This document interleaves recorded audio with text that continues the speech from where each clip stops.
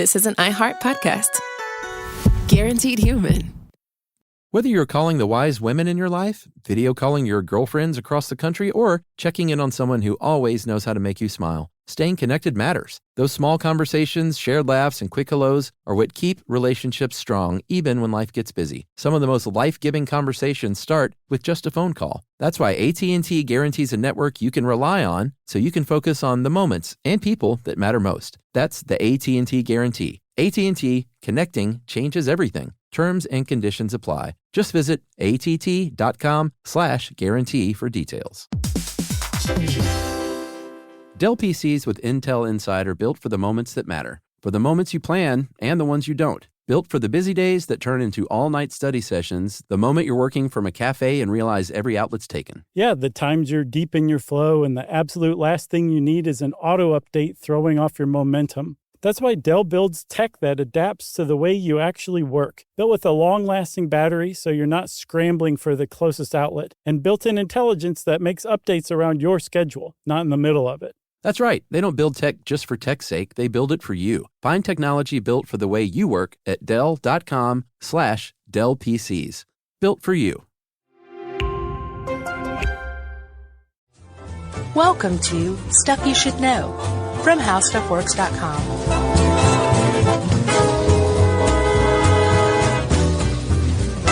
Hey, and welcome to the podcast. I'm Josh Clark. There's Charles W. Chuck Bryant and Knowles over there, so this is Stuff You Should Know. Yeah. The web edition. Yeah, We heard of the web? Uh-huh. I want to point out there's a work party going on. This is how dedicated we are. Right outside our door, people are out there drinking and eating and having a good time, and Drinking alcohol. we're just in here working. Free alcohol. Yep. Even Noel's over there eating right in front of us. Yeah, he is. Thanks, Noel, for that, because it's making it a lot easier. So, Chuck, Yes, have you heard of Anonymous? I have indeed. I have heard of Anonymous as well, because, I read the newspaper and things like that. You're a hip-happening guy. Yeah, super. But I didn't understand really in any way how Anonymous actually worked until researching this episode. Yeah, very interesting. I think we should say we're not experts here. No, Probably going to get some stuff wrong. sure. Let's just hope it's a little, like, mostly right, rather than maybe like the Sun episode. We're sorry in advance, Anonymous. Yeah, right. Please, come after please don't take your ire out on us. I think we're in good shape, actually. I read one of their key characteristics is that they don't talk about the group, they don't disclose their own identity, Right. and they don't attack the media. Typically they don't. There was actually an attack carried out by an anonymous offshoot named Lulzsec that I guess you could call it an attack of the Frontline, PBS's Frontline website. Oh, really? Yeah, didn't hear about they that. posted a fake news story that said Tupac was alive and well in New Zealand. I don't know if that really constitutes an attack. I guess technically it does, but that did get some people in the media a little nervous. Sure. Like, oh, is the media now fair game? But I think, yeah, for the most part, we're media if we're anything, right? I think, we have some listeners who are anons, which is what anonymous members are called. You think so? Absolutely. You're probably right. Not a doubt in my mind. And I think they're going to love this because they like press. They like, headlines. And they like for people to know what they're doing. Even though they are in the shadows as far as their identities, they fully claim what they do and stand behind what they do. Sure. Yeah, and I mean, I think it's pretty smart to keep their identities anonymous because there are a lot of federales after anybody who does any kind of computer crime these days. Yeah, and the laws are really draconian and really strict and really disproportionately tough. Yes, and the government uses some of the same tactics that Anonymous uses to go after people in Anonymous, which, as we'll see, really ticks Anonymous off. Yeah, they think they're big fat hypocrites, basically. Yeah. And they have a pretty decent case in a lot of cases. Yeah. So, Chuckers, I guess let's start at the beginning. Yeah, I don't want to do that deal where people are like, you never even said what Anonymous was. Right. So Anonymous is a group of hacktivists. Yes. Hacker activists.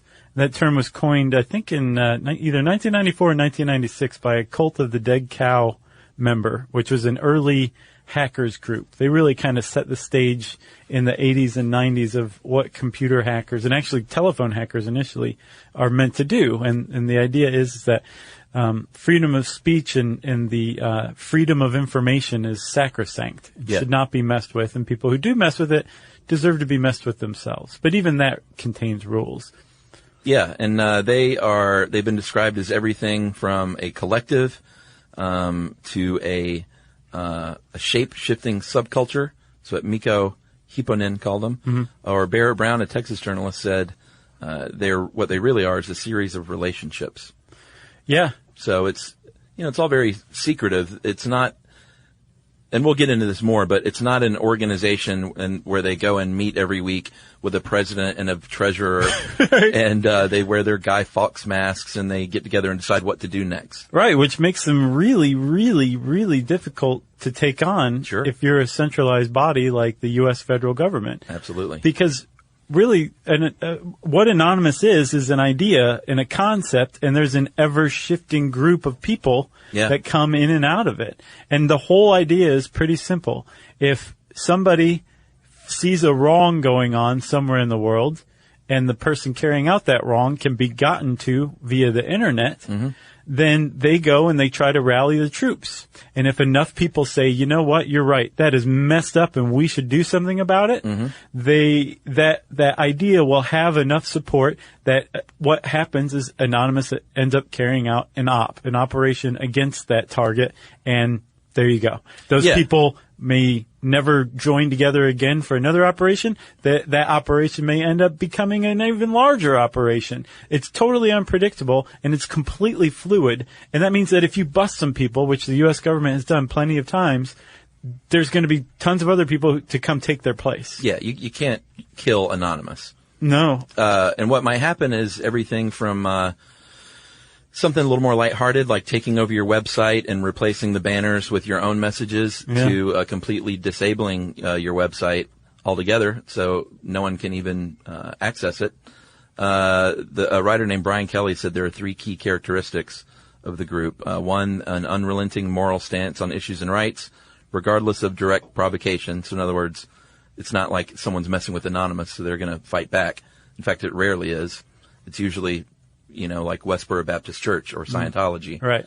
And I don't know that covers all of Anonymous. There's almost from the beginning, there's long been fractures in the group. Sure. Between people who just want lulz, which is like entertaining yourself at other people's expense, basically. Yeah. Trolling people just to mess with them for laughs, whatever. Yeah. And others who say, no, we've got a really powerful weapon here. The internet is serious business, and we need to go, we need to use it for like moral crusades, basically. Yeah. Number 2, a physical presence that accompanies the online hacking.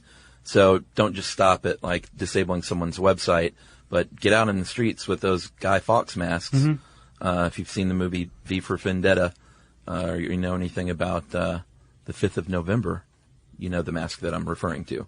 Yeah, and actually that mask being used by Anonymous goes back even beyond V for Vendetta, actually. Yeah. There was a meme called Epic Fail Guy. Yeah. And he was a meme. It was like a stick figure wearing the Guy Fawkes mask, and everywhere he went, he just screwed everything up. It's a cool mask. Yeah. So they were like, we'll use that mask. And number 3, a distinctive brand, which, is that Guy Fawkes mask. I mean, they're great at branding. Yeah. For sure. That and the suit and tie with a question mark in place of a head is one of their logos, which is pretty great. It's a great logo, yeah. And what is their log line? We are Anonymous. We are Legion. We do not forgive. We do not forget. Expect us. Yep. That's a little creepy. It is a little creepy. Yeah. They're scaring people who, and I'm not scared, but if you're doing something wrong, then you should be scared. You know what I'm saying? Yes.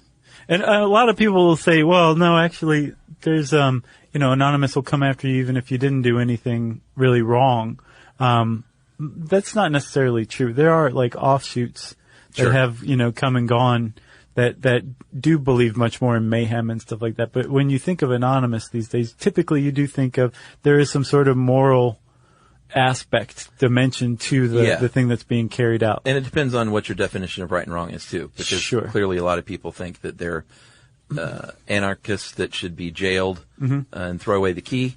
There's other people that think, no, you know what, they're taking on the immoral corporate giants, not just corporate giants, that are doing really bad things behind closed doors. Yeah. Pretty interesting. Oh, it's super interesting. Should we take a break? Oh, sure. All right, let's take a break, and we'll dig in a little bit more right after this.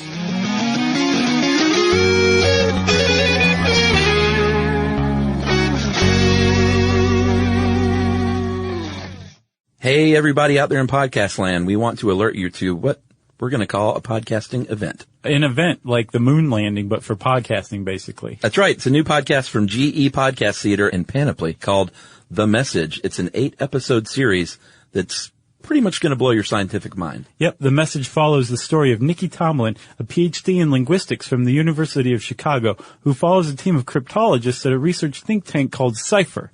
These researchers are trying to decode a message that was received from outer space 70 years ago. It's going to be pretty awesome. Man, that's amazing. And if you want to subscribe, and you should, just go to iTunes, look it up, or wherever you get your podcasts. Yep, we'll be doing that, won't we? That's right. Available now wherever you get podcasts, including iTunes. GE Podcast Theater's The Message. Learning stuff with Joshua and Charles. Stuff you should know. So, Chuck, let's go back to the beginning, shall we? Because Sure. this whole idea of, like, you know, we are legion, we do not forget, we do not forgive, expect us, that's a pretty far cry from how Anonymous ended up starting, right? Yeah. So there's this site called 4chan. 4chan has all sorts of what are called image boards, right? Yeah, it was created in 2003 by a 15-year-old named Christopher Poole. And Christopher Poole's whole thing was like, I want to have a place on the internet that's totally censor-free. And anonymous. Yes, no self-censorship, there's nobody in charge, there's no rules, there's no nothing like that. It is just whatever you want to post, whatever you want to say. You want to troll somebody, troll them, and it's all, let's just not take things too seriously, shall we? Yeah. But let's also see how far we can push other people to take things seriously. And, so 4chan attracted a certain kind of, netizen, I guess, pretty quickly off the bat. And this one image board in particular, B/B/ it's like, 4chan.org/B/. It's the random board. Yeah. So it's whatever. People started kind of congregating there and finding that, they all shared this kind of like, desire to mess with people. Yeah, and then Anonymous sort of evolved out of that because there were some people saying, you know what, let's step this up a notch and let's not just goof off and have fun. Let's actually try and accomplish something for good. Yeah, and again, that caused take somebody down. That caused a rift, like, right from the beginning, because some of the people were like, no, originally we were doing this for fun. There was this thing called the Hebo Hotel, which is basically like a kind of a weird Second Life hangout that they went and infiltrated and just populated with characters that would, like, block the pool or basically just, like, shut down the site, take it over, just to mess with people. And it was fun. They were having fun doing it, just screwing with people. And other people said, no, let's use this for good. And that actually kind of came accidentally out of messing with a guy named Hal Turner. You heard of him? Hal Turner. Of the Coney Island Turners? Right. Yeah. So Hal Turner was this extraordinarily racist radio host. And he got pranked by some of the original 4chan message board members, right? He was getting like prank calls or whatever, and he recorded the calls and somehow got the data and published it on his site or released it to his fans and said, hey, why don't you guys go figure out who these people are? Yeah. And they figured out some of them, including some underage message board members whose parents' addresses were posted now on this virulently racist radio host's website. Yeah. And so the people from 4chan said, take that down. And he said no. They said, okay, well, that was your one warning. Wow. And they went to town on this guy. And by Yeah. the time they were done with Hal Turner, he was off just the a sodden air. mess. He was off the air, and in prison for, I think, a couple of years. For what? For threatening federal judges. They Yeah. basically went and found like all these emails and stuff and just published everything, including like his home address, all this stuff. They took like his tactic and just turned it on him Right. a million times over. And that was the one where people said, hey, we just did something really good. We just got a racist radio host off the air. That was thrilling. We should use our stuff for good.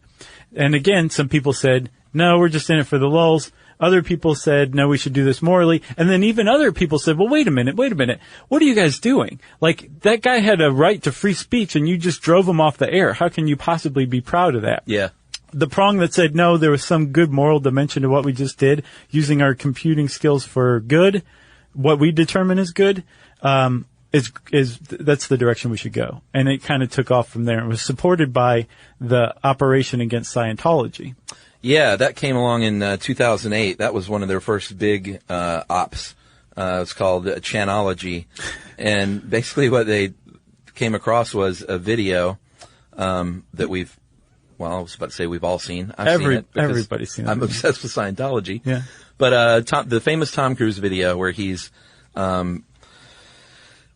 sort of just rambling and he seems a little crazy and kooky and he's talking about Scientology, and it got out there and Scientology said, not very smartly, like, we want to remove this from the internet, which is impossible. Right.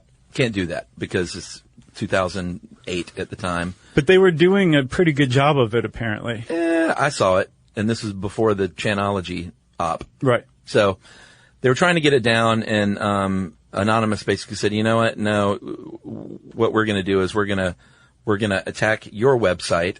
We're going to get everything about Scientology off the internet. We're going to what's it called, a DDoS attack? Right, a distributed denial of service attack, which is kind of key to an anonymous op. They attacked Google with a Google bomb for Scientology. So if you typed in dangerous cult, it directed you to the Scientology website. Right. They had hundreds and hundreds of pizzas ordered and sent to Scientology offices worldwide. Have you heard of black faxes? Yeah, they sent them jet black faxes so they would just run out of ink. Right, over and over again. Yeah. Which all, those are all pretty silly little harmless pranks. The Scientologists didn't take it that way. No, they weren't happy. In fact, I think they went to the FBI. They did. You need to look into these people. Right. And so we have to pause here for a second and point something out. One, with both the Hal Turner op and Project Chanology, a lot of people say like, oh man, they went after this racist, radio host and got him off the air. Yeah. Or they went after Scientology, which is a roundly hated cult, and tried to drive them out of business. And the idea is it just stops there. But if you go a little further, both of those operations were based on infractions by the offending parties against the internet. Hal Turner posted underage 4chan users' parents' addresses on his website and wouldn't take it down. Yeah. That's a rule broken. That's why they went after him. Scientology, they tried to censor the internet. And Anonymous thinks of the internet as like their internet. They're the cops of the internet as far as they're concerned. Right. And the internet is not to be messed with, and they protect it like that. And so when Scientology tried to take that video down and was trying to sue people who kept it up, that was censorship of the internet. That's why Anonymous went after the internet. But again, just like the Hal Turner operation, the Project Chanology thing took on this moral dimension. And Anonymous was called upon by a guy named Mark Bunker, who was already an ardent critic of Scientologists, and he said, "Why don't you guys use your what you're doing for legal, productive ways?" Right. And so Anonymous called for actual physical protests of Scientology's churches around the world. Yeah, and I think now that's become one of their hallmarks. It's why they want to pair the hacktivist activity with a physical presence. Right. And a YouTube video, which says, have you ever seen those? Sure, yeah. They're creepy and awesome. They are. They're really well done. It's just the whole thing is like very Mr. Robot-esque. Right, and with every video that they release, with every operation, they release a video ahead of time saying what's going to happen, what's going down, right? Yeah, exactly. And it's very smart to do that because, number one, they're taking account. They're showing that they're accountable for their actions. They're taking accountability for it. But also, it keeps them from being scapegoated, and it keeps other people from claiming their work. Sure. You know?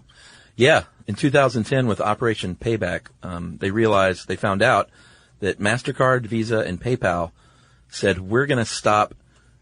You won't be able to donate to WikiLeaks using our services anymore. Right. We're going to shut that down. Which, in and of itself, they figured was bad. Yeah. But as evidence, they went and found skinhead websites that you could still donate to using those three mechanisms, but you couldn't donate to WikiLeaks. They were like, okay, that's messed up. Yeah, so they said, you know what we're going to do? We're going to shut you guys down. Yeah. And they did. It was a cyber attack, and they disabled the homepages of Visa, MasterCard, and PayPal, and, gloated. They had their own special little smarmy messages back, like, there are some things WikiLeaks can't do. For everything else, there's Operation Payback. Yeah.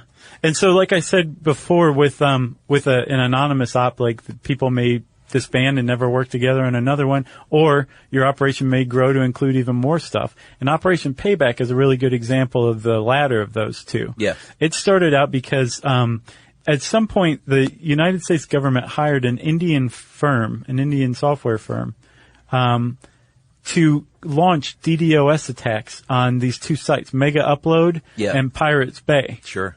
And shut them down, basically. And both of those are file sharing sites, typically illegal file sharing sites. Yeah. And so the U.S. government was using these same tactics, DDoS attacks, that they were also prosecuting the hackers and Anonymous for using. Right.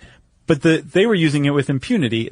That really ticked Anonymous off. And we should also say what a DDoS is, right? So, Chuck, it's taking, when you contact a website, when you go to a website, you're contacting its server to request all the information on the page. Yeah. If a bunch of people do that at once, the server becomes overloaded, and the people who legitimately want to use the site can't get in, or the server becomes so overloaded the site crashes. Shut it down. Right. So one of Anonymous's key tactics is to do a distributed denial of service, where a bunch of people are doing that all at once, hitting the site to overload it. Yeah. And then there's even software called the low orbit ion cannon, which anybody can go download and use. And you type in a URL, and this thing really hits a site. It's like a bunch of people all at once hitting it with just this one computer. We should say that you can be prosecuted, and many people have been prosecuted and sentenced to jail just for using that. Yeah, not unless you're the U.S. government. Again, but that's what set off Operation Payback, was that the government was using this same tactic that they were prosecuting other people for. Yeah, and because they didn't want any confusion, and for people to say, oh yeah, well, they clearly just want to download movies for free and stuff like that. Mm-hmm. They have their YouTube video where they're like, no, that's not why we're doing this. Right. We're doing that because you guys are using the same tactics that you're prosecuting us for, or other people for. Exactly. And so Operation Payback then, at about that time, they found out about the WikiLeaks stop payment from PayPal and MasterCard and Visa, and they extended it even further. Yeah, PayPal said it cost them $5.5 million. Yeah. Which is a small dent in PayPal, but still, it's, No, it is substantial. The idea, though, there's this really great documentary that's available for free on Anonymous's official YouTube channel. We Are Legion? I haven't seen that one. This one's called The Story of Anonymous. Oh, okay. And it's pretty good. It's very straightforward, and it's got a lot of the people who were involved in the early days. And I think it goes up to 2011 or 12. But it's definitely worth watching. But it interviews this kid who downloaded the low orbit ion cannon and engaged in Project Chanology against Scientology, right? And the FBI came to his door and arrested him, and he got I think he got time served, so he didn't actually have to serve prison time. Yeah. But he was he wasn't allowed near a computer for 12 months, or else he would be arrested. And it was a really bizarre punishment, considering that he was just requesting the Church of Scientology's website for its information to the nth degree. Right. But that was it. He didn't make any threats. He didn't order any pizzas. He didn't do anything. And when you think of the other term for DDoS attacks, they're called virtual sit-ins. It really kind of drives home the idea that this is a form of protest that's being harshly harshly punished by the federal government in the U.S. Yeah. Which is really strange. Like, there's a Wired article written by a guy named Tor Eklund, who's a very famous lawyer for these kinds of cases. And, it's called America Must End Its Paranoid War on Hackers. And he really kind of lays it out there like, here's what's going on. Yeah. Like, most people don't realize this, but there's an untoward amount of punishment being leveled at people who are protesting stuff legitimately by using things like DDoS attacks. Yeah. And they're going to prison for like 10 years for this stuff. Yeah. And that's messed up, says Tor Eklund. And I agree. I agree too. Some of the other things they've done, we mentioned Westboro Baptist Church, which a lot of people just say is a hate group in disguise as a church. I think it's labeled that by the government as such. Oh, as a hate group? I think so. Well, they would like take over their website and put messages of peace and tolerance, which probably really rankled them. They would pose as young girls online to lure in sexual predators and then send that information to the police to expose pedophiles. What else have they done? Well, they were instrumental in the Arab Spring. Yeah. They basically had a pretty large hand, Anonymous did, in overthrowing the Egyptian government. Yeah, they like to topple dictators. Yes, and the reason why specifically in Egypt that really ticked them off was Mubarak shut off the internet. And again, just like with Hal Turner, just like with Scientology, just like with the government, internet. You don't mess with the internet if you don't want to excite Anonymous's ire, right? Yeah. And so they helped Egyptian dissidents by basically instructing them on how to get the internet back online there, how to set up like virtual networks that couldn't be shut down by the government. Yeah. Some of them went to the point of just communicating with these people and then turning those communications into tweets for them.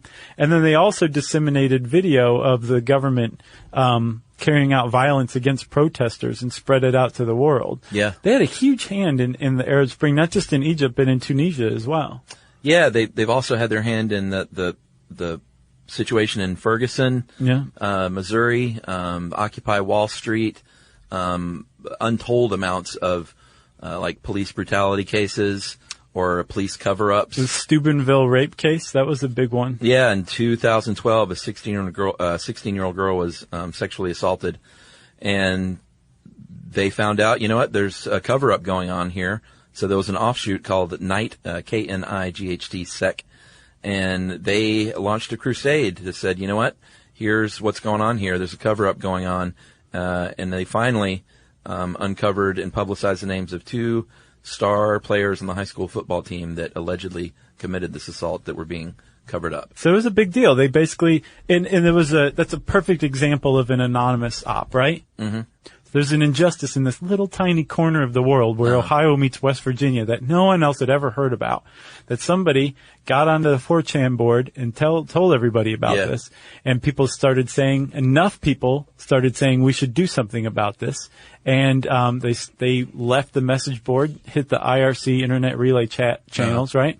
And started communicating with one another and figuring out how to launch this attack and what to do and who to attack. And then they attacked. Yep. And in the real world, there were repercussions. Right. And that's Anonymous's whole jam, is they go do something, get a bunch of headlines, and then not only did Anonymous do this, why did Anonymous do this? Who did they do it to? Oh, we should go look at that. Yeah. And now all of a sudden, this little tiny corner of where Ohio meets West Virginia, everybody's heard of, and everybody's heard about it in the absolute worst terms. Yeah. That's an anonymous operation. And then all the people who were part of it disbanded. Yep.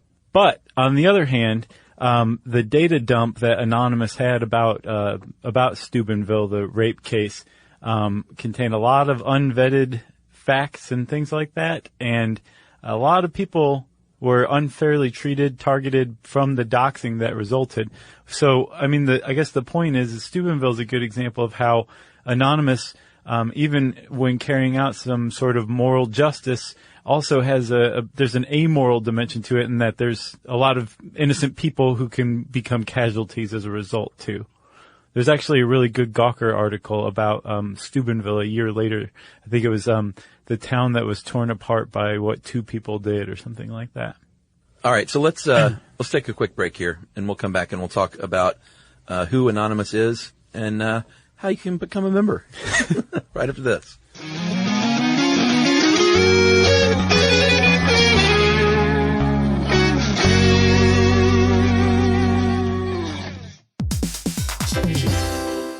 Hey, everybody. I want to talk to you a little bit about Tide Evo because it represents over 10 years of innovation and product development. Tide Evo is a first-of-its-kind technology where tens of thousands of minuscule fibers are spun together to form a 6 times powerful layer packed with scrubbers, brighteners, pre-treaters, and fresheners. And that's going to deliver a breakthrough clean that's so powerful, it feels like magic. Yeah, it is kind of like magic. Tide Evo is revolutionary. A 100% concentrated, waterless laundry tile that's made of compressed microfiber soap layers rather than liquid or powder. And it's not like pods or sheets because it uses 6 layers of detergent fibers to deliver superior cold water cleaning without plastic packaging of any kind. And it provides a mess-free, lightweight solution that dissolves lickety-split. So whenever you run into a laundry challenge, turn to Tide Evo. It's revolutionary. It's magic. Try new Tide Evo. Real laundry magic.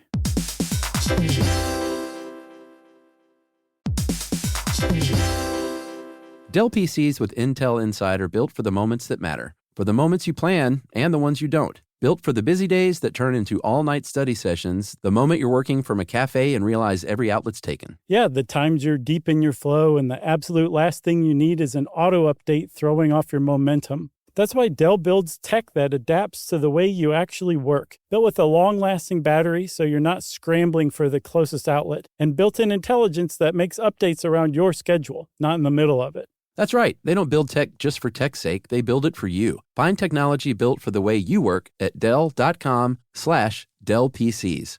Built for you. Learning stuff with Joshua and Charles. Stuff you should know. All right, so Anonymous is it's tough to define, it's tough to pinpoint because they are hiding in plain sight. You can't go to anonymous.com and sign up for their newsletter and buy your mask in the store and say, I want to become a member. Just fill out this application. It doesn't work that way. You should probably not accept applications to be a part of Anonymous because it's probably a setup. Yes, exactly. But there is something called Anon News, which does post information about ops. You're not going to learn too much inside real information as a casual internet browser. No, and it's more like if you follow Anon News on Twitter, say, you may, like for Operation Payback, I think they listed like the Visa site or something, and they said fire at will, and it was a link to the low orbit ion cannon and the Visa website that you post that URL in, and it was a way to just get anybody involved in the DDoS thing. The problem is that can be very dangerous. If you're just a casual person downloading low orbit ion cannon and you're just doing this because you're having fun helping Anonymous and you're not covering your tracks in any way, shape, or form, and the FBI comes and knocks on your door, you may be facing several years in jail because they're looking to make an example out of you. Absolutely. No, you got to do a lot of work, in fact, to even get in there. And once you find yourself in one of these forums where there's real information being discussed, you sort of need to prove your worth with either ideas or specific skill or knowledge you might have. Yeah. And then you may be invited to participate in one way or another as an Anon. And again, even if you are at the top of your game, at what anybody in the media would think of as like a member of Anonymous, like one of the true, the long-term members who's done a lot of ops, you can still get busted. A guy named Jeremy Hammond was busted, and got 10 years for some stuff. A guy named Barrett Brown was busted and got 5 years for some stuff. And all of this is just computer crime we're talking about. So again, if this is really like cranking your case, there's a lot of repercussions to this. Yeah, there's a misconception too that it's a bunch of brilliant code writers and hackers. Right. Apparently, only about a fifth of Anons are true hackers. Who said that? There's an anthropologist, Gabriella Coleman, actually. She is an expert at Anonymous and has written several books and is in that documentary I was talking about. Yeah. So only a fifth are hackers, and the rest are, quote, geeks and protesters. But apparently you don't have to be some brilliant hacker. They will call on you if you have some other skill, if you have good ideas, if you're a graphic designer, if you're a good writer, you can help put together a press release. Mm-hmm. If you're a filmmaker and you want to do these YouTube videos, there's all sorts of ways that you can contribute if you want to contribute and be an anon, aside from being a coder. And the idea that they're completely, what's put out there is that they have no hierarchy whatsoever, that everyone's equal, everyone has equal footing, right. There is no leader whatsoever. It is just this big amorphous group of anons. That isn't entirely accurate. Yeah. They may not have a president and vice president per se. Or a treasurer. But supposedly they do have 4 or 5 people who are really good at doing what they do, so they sort of take turns emerging as the leader of a specific op, maybe. Right, exactly. But then they'll fall to the background in another, perhaps. And you become a leader whether you want to be or not, Yeah. based on your skills as an organizer. Yeah. If you are just naturally somebody who can rally the troops, then your ops are going to be the most successful because Sure. you're going to attract the most people, and you're going to attract the guy who wants to put out like a good video for it. Yeah. You're going to get the most results. You're going to get the most information, the biggest data dumps. Just naturally, that's how it happens. Yeah, and people follow, like Commander X did a really great job on that op, so let's listen and hear what he does next. Right, but then other people are like, well, Commander X, you need to shut your mouth because you talk to the media. Yeah. And even though you've been, in the hacker culture since the 80s or whatever, you have a loud mouth, and that's not cool for this. So on a message board, he could be getting deferential respect. Commander X is a real person, by the way. Yeah. And he could be being called a poser at the same time. Right. And both of those comments have equal weight on the message board, no matter how long Commander X has been doing this. Yeah, there's a lot of duality with Anonymous. Some people look at him as a beacon of light for those who don't have a voice. Yeah. Attorney General Eric Holder in 2013 said they are a steadily increasing threat to America's economy and national security interests. Anons will say, you know what? Don't say that, because we're not stealing money. We're not robbing banks digitally. Right. We're not after financial gain at all. We're out to expose people that are doing bad things for the most part. Right. But like you said earlier, though, when they're offshoots, there's always going to be bad apples, I guess. Yeah, there are. I mean, like, for example, Westboro Baptist Church, they doxed. That's where you get the person's personal information. Yeah. Home address, phone number, all that stuff, and post it out to the masses. That's tricky and dangerous. It is, but it's Fred Phelps, so nobody really shed a tear. The Right. problem was they also did that to Libby Phelps, who is Fred Phelps' granddaughter, who had very publicly distanced herself from the church and denounced it and Yeah. said, I don't agree with what my grandfather does or says. Yeah. She still got doxxed. And now my name's out there and my personal information. Exactly. Yeah. So yeah, there's a lot of like Lulsec is another example. They were this group, I think, of like 6 or 7 people who carried out what's commonly called 50 Days of Mayhem, where they just went crazy. They just hit whoever they wanted. Yeah. This business called magnets.com got hit because they called their customer service reps and asked them how magnets work, and the customer service reps couldn't tell them, so they launched an operation against them. They should have told them to listen to our podcast on magnets. Totally should have. I assume that our podcast probably spurred that phone call to begin with, Sure. right? But so yeah, there are groups that do this, but then overall, if you think about Anonymous, it is they do.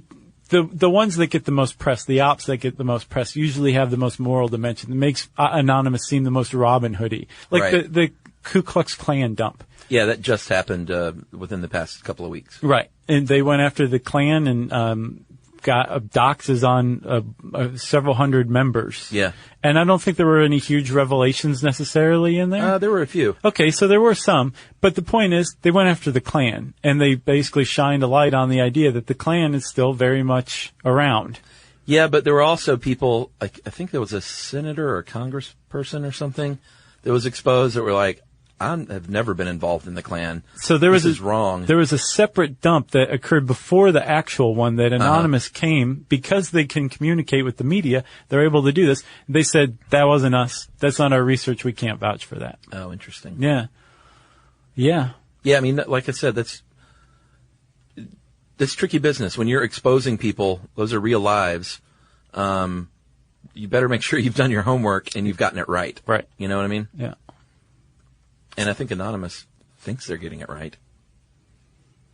Yeah, I think they tend to think that, sure. Like, I don't think they're just generally going about their business willy-nilly because they want to be effective to not get a bad rap. They don't want to have anything that people can use against them, you know, to say like, well, look what they did here. They were completely wrong. Yeah, at the same time, though, there is definitely a thread of, you know, appreciating mayhem for mayhem's sake and with some people who work under the Anonymous banner as well. Well, too. which is what you're going to get when you're not a well-defined, like, group with boundaries. When you're this amorphous, right, everyone is anonymous type of thing, you know, you're going to have that happen. But I think it is kind of a pretty astounding that despite no central authority whatsoever, it isn't just more like crazy and frenetic and just way more mayhem-centric, that it actually does carry out these ops that do have like repercussions that the average person can look at and say, I kind of agree with that. Sure. Like, I agree with the outcome of this. I think somebody got their due who had it coming.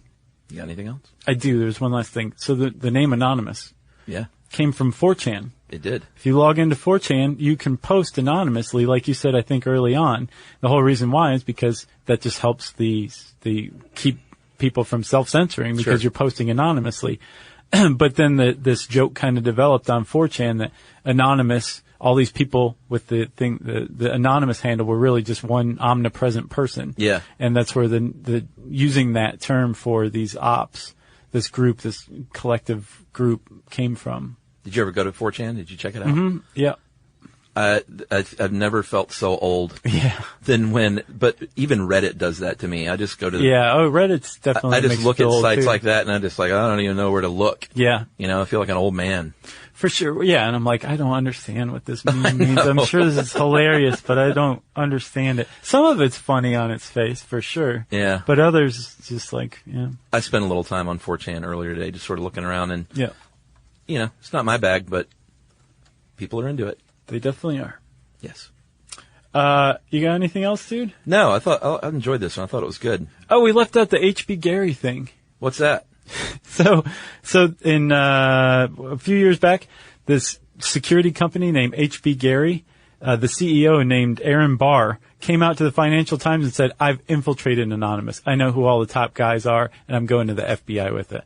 So some people in Anonymous said, let's go see what this guy's talking about. Cracked into their website, found out he was totally full of it, but found a presentation that had all these dirty tricks for undermining Anonymous and WikiLeaks and like getting people to turn on one another and all that. So they're like, we're going to go after this guy. Yeah. Cause he was publicly boasting too that he was going to take down Anonymous. Man, that is not a smart thing to do. No. And there's actually in that Anonymous, documentary, there's some hilarious clips from Stephen Colbert explaining what this guy did, and equated it to he put his penis into a hornet's nest, and this is going to turn out about the same way, and it did. I just had a physical reaction to that. Yeah, that image. So the guy, the CEO, ends up stepping down as CEO and like drops out of public. They totally just really got the guy. Yeah, and really, I think that was a dumb thing to do on his part. But not only was it dumb for him personally, it also gave Anonymous a really great opportunity to show just how you don't mess with Anonymous. Yeah. You know? So that was it. That's Anonymous. That's right. If you want to know more, seriously, go check out that, every documentary you can see that's over an hour and a half long is probably pretty good. And then also there's this, there's a Prezi by a person named Choi Jun Hyuk called Copy of Anonymous, which is a really great basic explainer on Anonymous and how it works and functions. Yeah. It sounds like somebody who is at least hung out with members if isn't one himself or herself. I bet you've hung out with a member of Anonymous. Crazy. We may have one or two in this office. You never know. My money's on Ben Bolin. Sure. Of stuff. But he's such an obvious choice. It's got to be somebody you wouldn't stuff think they of, don't want you to know. Yeah. Like, is it you, Chuck? It's Holly from Stuff You Miss in History Right, Class. yeah. She loves Star Wars and hacktivists. Yep. If you want to know more about Anonymous, also, you can go type that word into the search bar at howstuffworks.com. And since I said search bar, it's time for listener mail. Yeah, and speaking of mail, if you are an anonymous member, write us. Yes. Because I want to know something. I don't know if I'm going to buy it, though, if somebody's like, I'm an anonymous, dear Josh and Chuck. Yeah, I love Gary from Gary Jones Exactly. at Gmail. Right. No, but if I get some weird encrypted thing, I don't know. I think we'll know. Maybe, what if they, like, post a video to YouTube? That'd be awesome. Yeah. Unless it's saying, like, we're coming after you guys. No, did we do a good job? All right, listener mail. What is this? I'm just going to call it from an English listener. Hey guys, I'm just an 18-year-old from the UK, but you have my most sincere congratulations for running the best podcast out there. Oh, thanks. And I've listened to Serial. Oh. Right? Your free-flowing conversation style works so well, and it's always a pleasure listening to you. And you guys have to compete with British radio voices. So that's saying something. It really is, because they are classic. Having burnt through 802 episodes in 7 months, wow. I finally ended in a wonderful, spooky spectacular. You have been there with me through breakup, 6 flights, 8 long-distance trains, 3 A-levels, which is some sort of education thing in England. Oh, I think that's like exams, finals. 4 new jobs, 1 bike crash, 1 results day. All of this in 6 months? 7 months. An interrail trip around Europe, and a very lonely night in Brighton train station. 4 jobs in 7 months? You say that? Is this guy a hitman? Yeah, 4 new jobs. Huh. Interesting. It's been a crazy time in my life. Sounds like it. And you've been the constant that's kept me sane, so big thanks to all of you. That's awesome. I show no favoritism. You've made it bear. I think you're saying like... Between us. Yeah, like both Sure. you guys. You run an awesome podcast. Keep it up. Look forward to the next 800. Do have one question. Do you guys get along when the mic is off? You have fantastic chemistry, and I've always wondered if it ever comes from your friendship or if you two are just the most professional people ever. I've gone on too long. All the best. Hector Leach Clay. Thanks. Oh, that's a British name. You guys better come to the UK for a live show. We are. Yes, and of course we get along off the air. We would not... You've seen our TV show. You know we're not actors. We would not be able to fake our way through this. Chuck's been gazing into my eyes this whole episode. Yeah, if it was this not some Sunshine Boys situation. What was that? Is that George Burns? Yeah, just go Google it, people. Sunshine Boys. Okay. It'll all become clear. Nice. Good reference. Thanks, Hector Leach Clay, Esquire, the third. Yeah, or he's Hector Leach from Clay. I don't know. Is Clay a place? Is it Leach hyphen Clay? Because that would be his last name. That was a hyphen, but That they never know. They do that a lot over there. you're big on that. Yeah. Well, thanks a lot, Hector. We appreciate that. And thank you for not playing favorites. Isn't that the ideal human? Somebody who appreciates us both equally? Sure. Sure. So, if you want to get in touch with us, you can tweet to us at SYSK Podcast. Tweet. You can join us on Facebook.com/StuffYouShouldKnow. Book. You can send us an email to stuffpodcast@howstuffworks.com. Type. And as always, join us at our home on the web, StuffYouShouldKnow.com.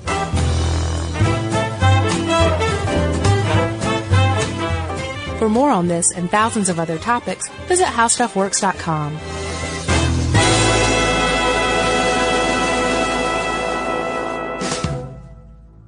Brought to you by the Spam brand.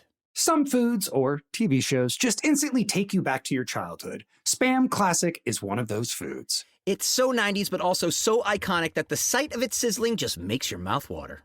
Back then, we had Spam Classic, but today, there are 12 irresistible varieties to choose from. It's like picking your favorite Boy Meets World episode. Impossible. There's Korean barbecue flavored, jalapeno, and 25% less sodium, just to name a few.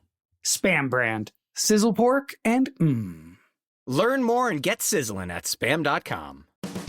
Hey guys, it's us, the Jonas Brothers. I'm Joe. I'm Kevin. And I'm Nick. And guess what? We created our own podcast called Hey Jonas. We invented a podcast? Well, we didn't invent it. We just contributed to it. First people to do podcasts. We get to ask other people questions because we're sick and tired of being asked questions. Well, sick and tired is a strong way to put it, but you know. Tired and sick. Tired and sick. Listen to Hey Jonas on the iHeartRadio app, Apple Podcasts, or wherever you get your podcasts.